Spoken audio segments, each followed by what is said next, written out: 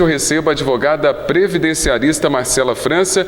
O tema que nós vamos discutir hoje são as regras para a concessão do auxílio-doença, isso sem perícia médica. Doutora, seja muito bem-vinda ao Jornal Cidade de Notícia. Olá, Fábio, olá para o pessoal que está em casa. Como sempre, é uma alegria estar aqui hoje, o tema está fenomenal. Pois é um tema que chama a atenção de muitas pessoas, se não de todos os telespectadores aqui do nosso jornal, porque desde o dia 29 de julho é possível requerer o benefício utilizando documentação médica, sem necessariamente passar pela perícia presencial. Aí eu pergunto para você, doutora, em meio à pandemia foi criado pelo governo federal a modalidade da perícia com a apresentação do relatório médico. Neste momento, o governo voltou a autorizar esta modalidade de análise para a concessão do auxílio-doença, é isso? Sim, Fábio, o que está acontecendo? O INSS está passando por uma modernização das ferramentas para solicitação, análise e concessão dos benefícios previdenciários.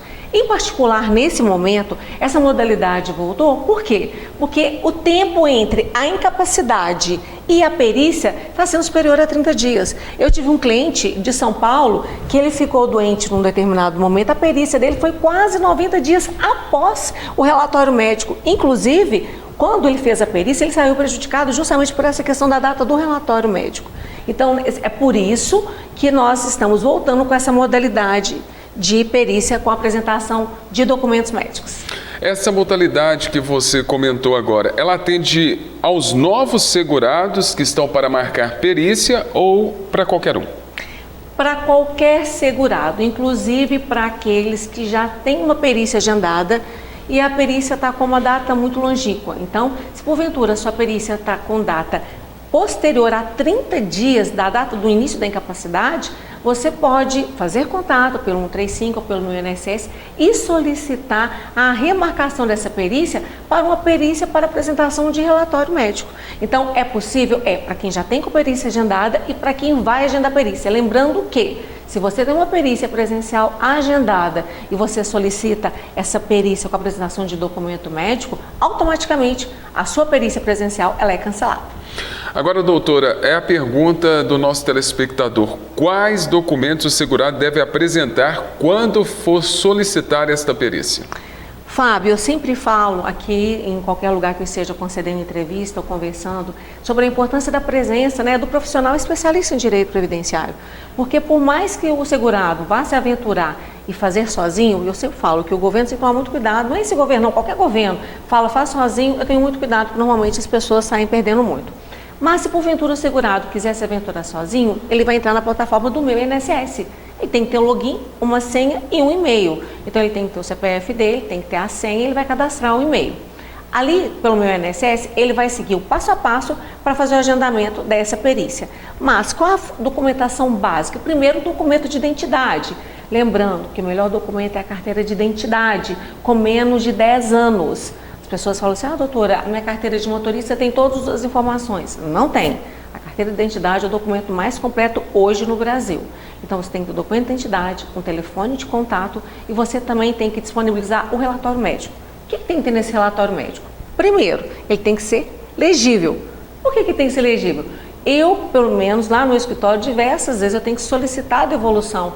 Eu tenho que devolver o relatório médico para o médico, que é o médico do meu cliente, para que ele digite o relatório médico, porque muitas vezes eu não consigo entender o que está escrito. Então, tem que estar legível, tem que estar entendível.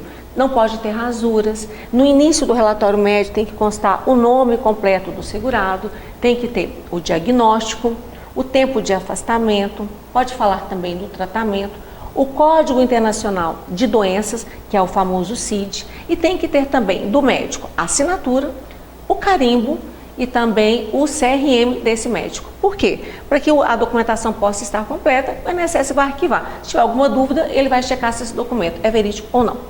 Agora, doutora Marcela, por quanto tempo o segurado pode ficar afastado nesta modalidade de perícia? Ele pode ficar afastado por no máximo 90 dias. Pode ficar afastado 3 de 30 dias, 2 de 45 ou uma de 90 dias. Passados 90 dias, essa perícia ela não pode ser prorrogada, ela não vai ser prorrogada. Aí, esse segurado vai ter que agendar uma nova perícia presencialmente.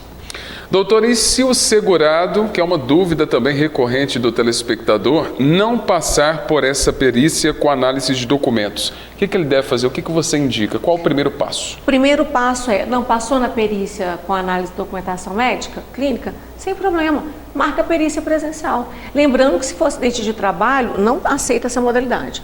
Toda doença que é oriunda de acidente de trabalho aí tem que ser presencial. Então, são esses os pontos mais importantes para a concessão, para solicitação, análise e possível concessão desse auxílio-doença.